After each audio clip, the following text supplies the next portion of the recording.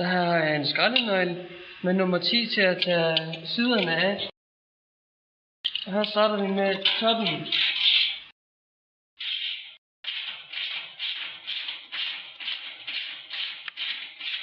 Og når jeg har fået rammen af, så tager jeg plastik bare op. Så tager vi plastikposen af her. Når man får maskinen, så står den på on. Så skynder man sig at sætte den på off. Og så piller vi lige de her kasser her af. Og samtidig også batteriet.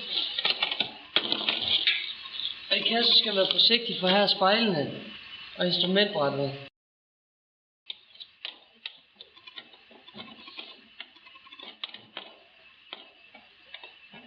Til at så bruge kniv lige til kanterne her. Og så påbefaler jeg at bruge kniv til de her kasser her, så man kan risikere at ridse noget her i.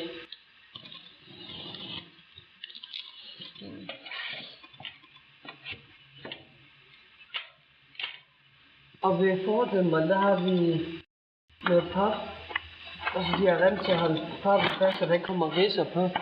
Husk du med stille og være forsigtig til det. Så er der også på indersiden her. Og så tager man den stille og roligt op, og får det til at tilpasse. Så har jeg en pose med skruer, der passer hertil. Må jeg det se heller med finde den rette. Og det er den her skrue, der skal være i. Hvor spændingssiden den er på ydersiden.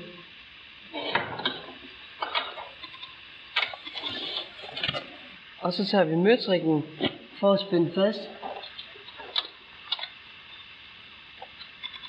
Og for at spænde, så bruger vi en 13'er og en 14'er. 13'er på ydersiden og 14'er på indersiden. Og så spænder man bare. Og her er det meget vigtigt, at man sørger for, at det er spændt ordentligt. Der har vi en 10'er hertil. Der spænder man skal ikke spænde for stramt, for så risikerer man at ødelægge den. Det skal bare lige være sådan, at skruen ikke falder af. Først så flipper vi styret indover, og så tager vi speedometeret og læner den over, så det kommer til at holde sådan her. Før I begynder at spænde eller gøre noget, så tager I de her bundstykker og sætter den ind under.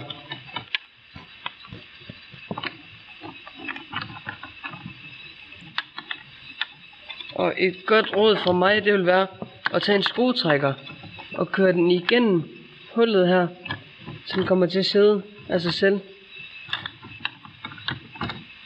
på de øverste sider. Og når jeg sikrer, at de sidder på, så kan I tage den ene af dem af. Og så kan I stille og roligt begynde at spænde nu.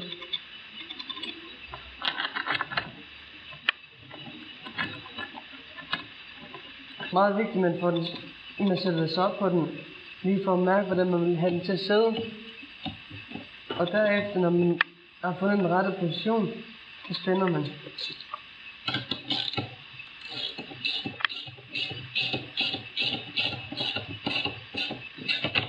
Og her er det så smart lavet, at hver stik er beregnet til forskellige dåser. Så for eksempel den passer hertil, og den anden passer hertil. Så har vi den sidste. Den er så beregnet til beskyttelsesdelen.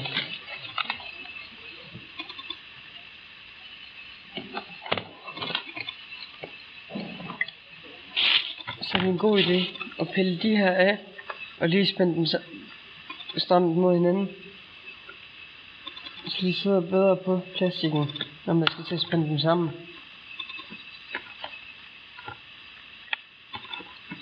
Stjerneskruen og en stjerneskruetrækker. Her er det en god idé at så sætte den her op i det her hul, jeg har her. Så er det meget vigtigt, at det sidder godt, så man ikke ødelægger gevindet der her i. Og så spænder man. Så samme gør vi på den anden side. Og der er det meget vigtigt, at man får ledningerne her ind under.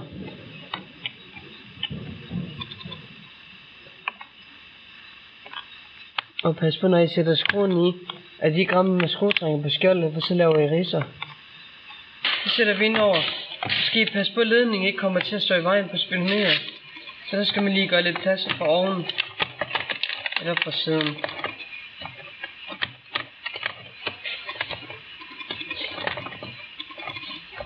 Vi skal lige have med.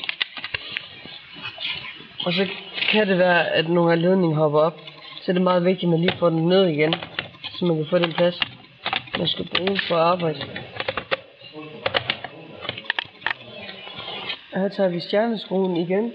Og det skal heroppe i hullet.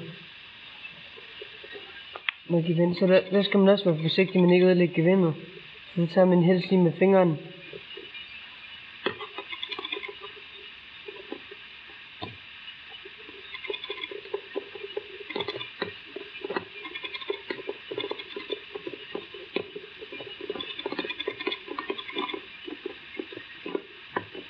Og så skal man helst ikke overspænde, så ødelægger man plastikken.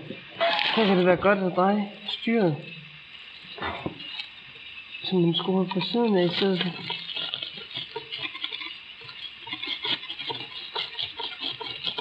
Og når jeg skruer toppen her på, så kan vi putte plastikken med.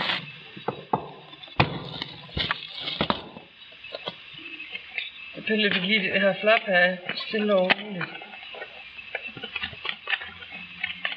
Så består batteriet af 2 dele. Her er syren, man skal have hældt i batteriet. Og så lyser batteriet op. Og her har vi skruerne. 2 vigtige skruer, de må ikke blive væk. For ellers så kan man ikke rigtig få gang i maskinen.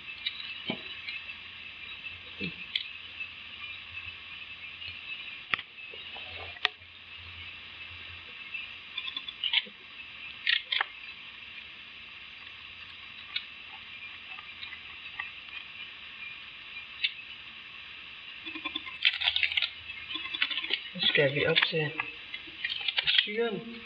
Her skal man være forsigtig.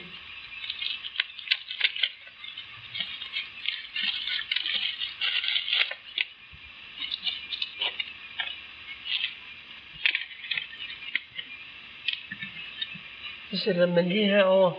Her er noget sølvpapir på, og her er det noget skarpt. Så det passer med hunderne, så presser man lige. Så skal man bare lade det løbe.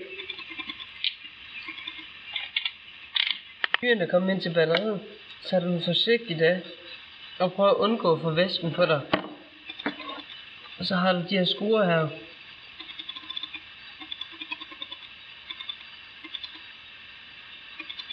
Der har du gevindstykket lige her, og der sætter du det bare i.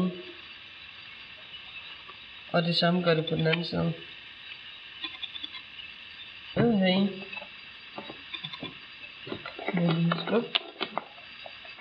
Og så starter vi med den røde pol, som er plus. Altid plus, vi starter med at sætte på. Og så spænder vi.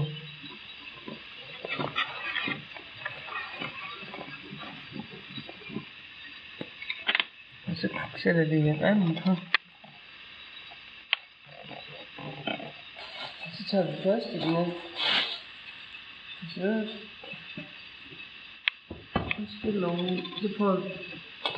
Så er der 2 lås, der skal ind under tankbilen.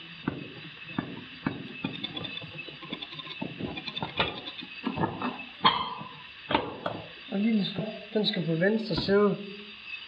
Og så vender man den lige en gang, så den sidder rigtigt. Og der skal man være sikker på, at E13 det står, som det gør nu. Så spænder man den. Et andet spejl på, så tager vi en 8'er og løsner her ved forbremsen.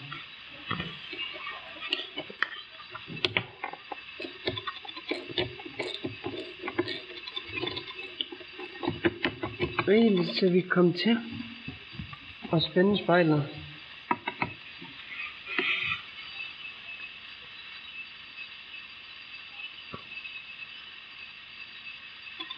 Og her har vi en 17'er gaffelnøgle til at sikre sig, at den er spændt ordentligt, så den ikke falde af under første køretur.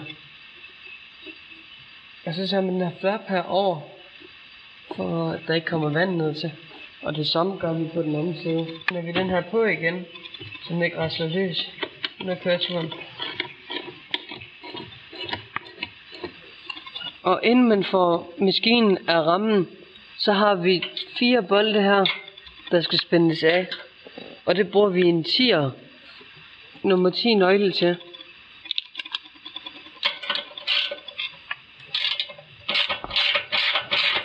For at få den her rammen, skal man løfte den over det her stykke her. Og så skal man sørge for, at det plastik der er på, det bliver det, så man ikke lader over sig. Og så kan man gå op til fronten og løfte for at få den af.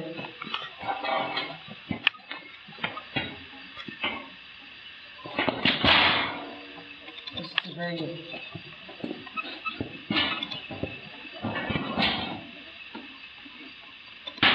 Og så spænder man låget af og sætter trækken på. Hvad for en slags benzin skal der i? Der skal bare 95 blyfri. Så sælger man forsigtigt. Og når I er færdige med at tanke benzin, så er det meget vigtigt for at sætte låget på igen, så der ikke ryger noget skidt ned til tanken og ødelægger motoren derfra. Der er det lille hul, som man lige kan sætte den i. Og så er vi faktisk klar til at starte maskinen.